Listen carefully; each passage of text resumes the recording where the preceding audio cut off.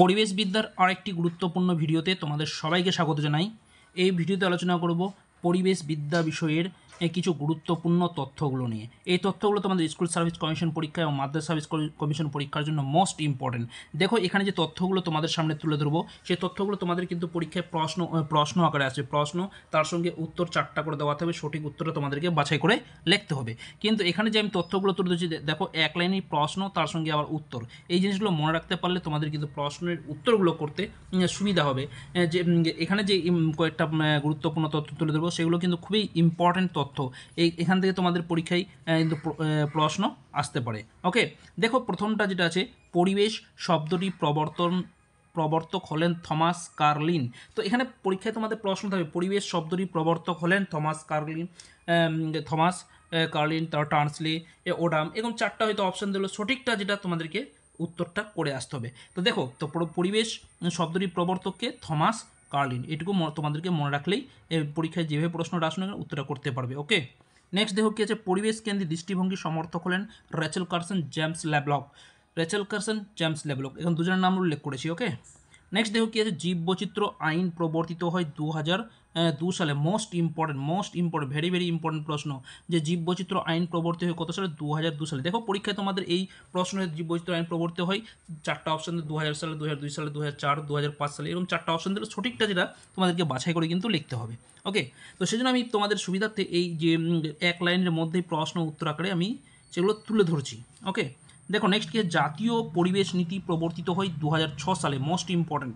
তারপরে দেখো, জনসংখ্যা দিবস পালিত হয় 11ই জুলাই। জনসংখ্যা দিবস কবে পালিত হয়? 11 জুলাই। দেখো 4টা অপশান দেবে, সঠিকটা তোমাদেরকে বাছাই করে লিখতে হবে। আর যদি তোমরা এই মনে রাখতে পারো যে পরিবেশ জনসংখ্যা দিবস পালিত হয় 11 জুলাই, তাহলে তোমাদের অ্যান্সারটা করে আসতে সুবিধা হবে। ওকে, নেক্সট দেখো কি, জাতীয় কৃষিনীতি প্রবর্তিত হয় কত সালে? 2003 সালে। নেক্সট, জীববৈচিত্র্য সৃষ্টি সাহায্যকারী একক হলো বায়োম। মোস্ট ইম্পর্ট্যান্ট, যে বায়োম কি জীবসৃষ্টি সাহায্যকারী যে একক সেটাকে বলা হয় বায়োম। ওকে, নেক্সট দেখো কি আছে, এনভায়রনমেন্টাল ম্যানেজমেন্ট সূচিত করে ISO 14001 দ্বারা, অর্থাৎ ISOর যে ইন্ডিয়ান স্ট্যান্ডার্ড অর্গানাইজেশনের যে লিস্ট, সে লিস্টের 14001টা এনভায়রনমেন্টাল ম্যানেজমেন্টকে সূচিত করে বা নির্দেশিত করে। নেক্সট কি আছে দেখো, জ্যাট্রোপা গাছ থেকে বায়োডিজেল তৈরি হয়। কোন গাছ থেকে বায়োডিজেল তৈরি হয়? অপশান দেবে 4টা, তো জ্যাট্রোপা হবে কি সঠিক উত্তর। তারপর দেখো, 2002 সালে পূর্ব কলকাতার জলাভূমিকে রামসার সাইট হিসাবে ঘোষণা করা হয়। দেখো কলকাতার একটা রামসার সাইটের নাম কি? তো পূর্ব কলকাতার জলাভূমি।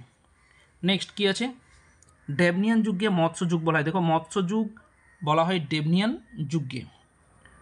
Most important. তারপরে দেখো, মূল্য ও সহযোগিতার নিরিখে পরিবেশ সংক্রান্ত কোনো বস্তুর গণনাকে গ্রিন অ্যাকাউন্টিং বলে। এটুকু তোমাদের মনে রাখতে হবে, গ্রিন অ্যাকাউন্টিং কী।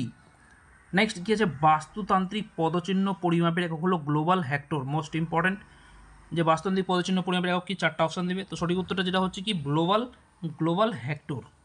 নেক্সট কী আছে, বায়োস্ফিয়ার রিজার্ভের 3টি অংশ কী কী?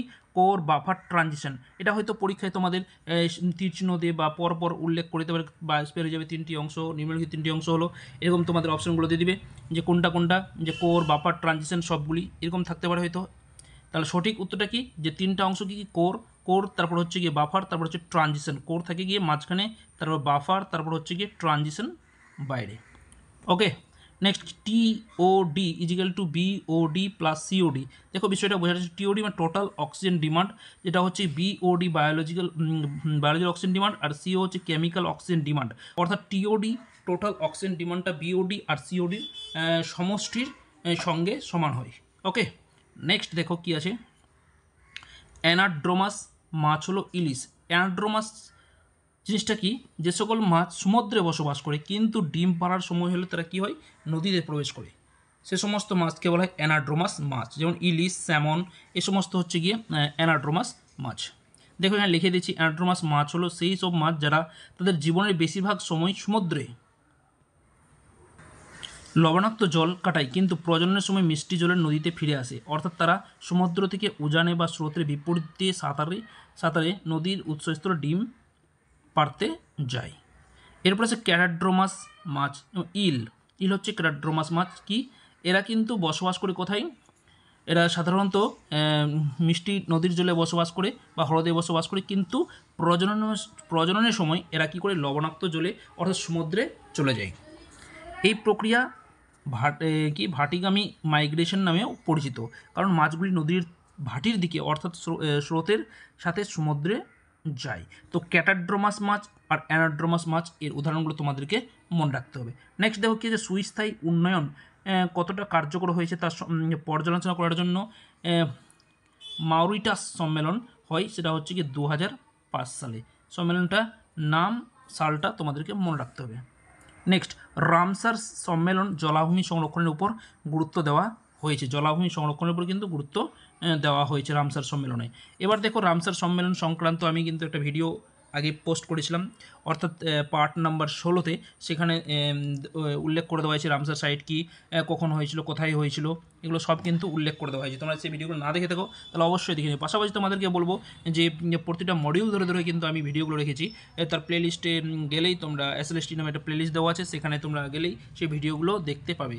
তাছাড়া আমি তার লিঙ্কটা আমি ডিসক্রিপশন বক্সে দিয়ে দেবো, সেখান থেকে তোমরা কিন্তু দেখে নিতে পারো। ওকে, নেক্সট দেখো কী আছে। রামসার সম্মেলন জলাভূমি সংক্রান্ত জলাভূমি সংরক্ষণের উপর গুরুত্ব দেওয়া হয়েছে। তারপর নেক্সট কী আছে দেখে নাও, যে রামসার সম্মেলন অনুষ্ঠিত 1971 সালে 2 ফেব্রুয়ারি। দিনটা মনে রাখতে হবে, অর্থাৎ তারিখটা মনে রাখতে হবে। দেখো কী আছে, প্রতি বছর 2 ফেব্রুয়ারি বিশ্বব্যাপী জলাভূমি সংরক্ষণ দিবস পালন করা হয়। মোস্ট ইম্পর্টেন্ট প্রশ্ন, জলাভূমি সংরক্ষণ দিবস কবে পালিত হয়? প্রতি বছর 2 ফেব্রুয়ারি।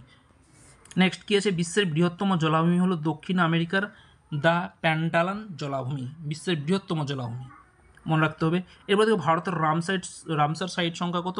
75টি। মোস্ট ইম্পর্টেন্ট, ভারতের রামসার সংখ্যা কত? 75টি। এবার সমগ্র বিশ্বের রামসার সাইটের সংখ্যা হচ্ছে 2424, অর্থাৎ 2424।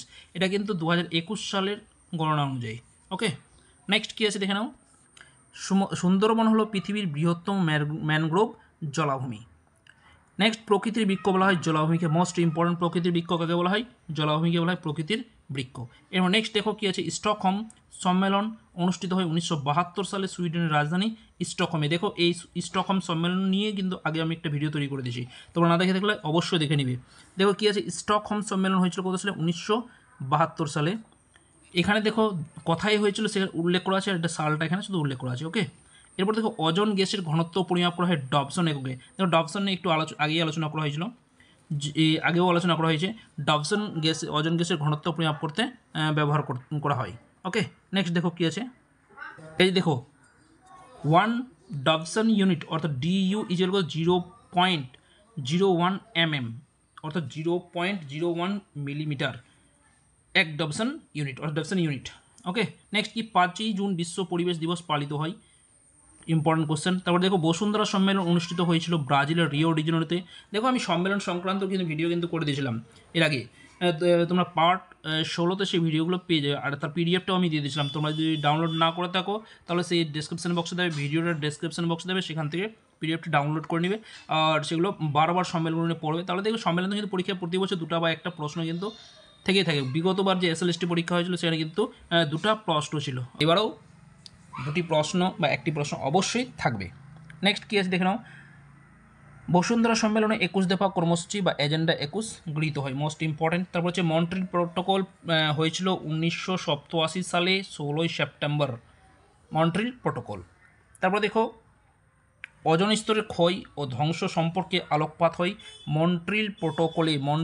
মোস্ট ইম্পর্টেন্ট, ওজোন স্তরের ক্ষয় এবং ধ্বংস সম্পর্কে কোন সম্মেলনে আলোচিত হয় বা আলোকপাত করা হয়েছিল? সেটা হচ্ছে মন্ট্রিল প্রটোকলে। নেক্সট বাসেল কনভেনশন 1989 সালে 22শে মার্চ অনুষ্ঠিত হয়। আর এই বাসেল কনভেনশনের উদ্দেশ্য কি? বিপজ্জনক বর্জ্য পদার্থের উৎপাদন হ্রাস করা, অর্থাৎ প্রকৃতিতে যে সমস্ত বিপজ্জনক পদার্থ উৎপন্ন হয় বা মানুষসৃষ্ট বর্জ্য পদার্থ উৎপন্ন হয়, সে সমস্ত বর্জ্য পদার্থগুলোকে যেন হ্রাস করা যায় বা নির্মূল করা যায়, তার উদ্দেশ্যে এই বাসেল কনভেনশন অনুষ্ঠিত হয়েছিল। নেক্সট দেখো কী আছে, কিয়োটো প্রোটোকল 1997 সালের 11ই ডিসেম্বর জাপানের কিয়োটো শহরে অনুষ্ঠিত হয়। আর গ্রিনহাউস গ্যাস নিয়ন্ত্রণ করার জন্যই কিন্তু এই আন্তর্জাতিক চুক্তি, গ্রিনহাউস গ্যাস। তো কিয়োটো প্রোটোকলের উদ্দেশ্য কী ছিল? গ্রিনহাউস গ্যাসের নিয়ন্ত্রণ বা কন্ট্রোল করা। সেটা কোথায় হয়েছিল? 1997 সালে হয়েছিল, দিনটা হচ্ছে 11ই ডিসেম্বর। নেক্সট বিশ্ব সম্মেলন যেটা আর্থ সামিট, সেটা রিও 10 নামে পরিচিত। মোস্ট ইম্পর্টেন্ট, রিও 10 কোন সম্মেলন পরিচিত? এটা হচ্ছে বিশ্ব সম্মেলন বা আর্থ সামিট, যেটা ব্রাজিলের রিও ডি জেনেরোসে অনুষ্ঠিত হয়েছিল। নেক্সট কী আছে দেখে নাও। আইপিসিসি পুরো নাম হলো inter governmental panel on climate change. এগুলো সংক্ষিপ্ত আকারে মানে ফুল ফর্ম পরীক্ষায় লিখতে আসে বিগত। এই যে প্রশ্নটা UNP, United nation environment programme, এই টাইপের একটু কোশ্চেন এসেছিলো পরীক্ষায়, সম্ভবত এই প্রশ্নটা এসেছিলো ইউএনইপি ফুল ফর্মটা। নেক্সট কী আছে দেখো, কল্পবৃক্ষ হলো একটি এনজিও, সেটা হচ্ছে গিয়ে 1979 সালে স্থাপিত হয়। নেক্সট, ইদ্দুকি তাপবিদ্যুৎ কেন্দ্র কেরালায় অবস্থিত। ইদ্দুকি তাপবিদ্যুৎ কেন্দ্রটি কেরালায় অবস্থিত। নেক্সট কী আছে দেখে নাও, মাটি থেকে এমন একটি তেজস্ক্রিয় আইসোটোপ, মাটিতে থাকে এমন একটা তেজস্ক্রিয় আইসোটোপ নাম কি? পটাশিয়াম 40। নেক্সট, ফুকুশিমা দাইচি পরমাণু দুর্ঘটনাটি ঘটে 2011 সালে 11ই মার্চ। ফুকুশিমা দাইচি পরমাণু দুর্ঘটনা ঘটে কত সালে? 2011 সালে 11ই মার্চ। নেক্সট, শক্তি সংরক্ষণ আইন চালু হয় 2001 সালে। শক্তি সংরক্ষণ আইনটা কবে চালু হয়? 2001 সালে। একটি জৈব বিপর্যয় হলো কি? জনবিস্ফোরণ, ইউট্রিফিকেশন, মহামারী। এগুলো সব হচ্ছে কি জৈব বিপর্যয়ের উদাহরণ। তো এই ছিল আজকের ভিডিওর কিছু গুরুত্বপূর্ণ তথ্য। আশা করি তোমরা প্রতিটা তথ্য ভালো করে বুঝতে পেরেছো। তোমাদেরকে বলবো এই যে বিষয়গুলো নিয়ে আলোচনা করা হলো, তোমরা এই বিষয়গুলো বারবার তোমরা রিভাইজ দাও, বারবার 2-3 বার তোমরা ভিডিওটা রিপিট করে দেখো, দেখবে প্রতিটা জিনিস কিন্তু তোমাদের মাথায় থেকে যাবে, ভুলবে না। ওকে, আর পাশাপাশি বলবো যদি তোমরা এই যে বিষয়গুলো নিয়ে আলোচনা করছি তোমরা খাতার মধ্যে নোট করে নিলেও কিন্তু খুব ভালো হয়। ওকে, ভালো লাগলে ভিডিও লাইক করবে, বন্ধুদের শেয়ার করবে, আর চ্যানেল নতুন থাকলে অবশ্যই চ্যানেলটিকে সাবস্ক্রাইব করে পাশে থাকবে। ধন্যবাদ। দেখা হচ্ছে পরের আরেকটি গুরুত্বপূর্ণ ভিডিওতে।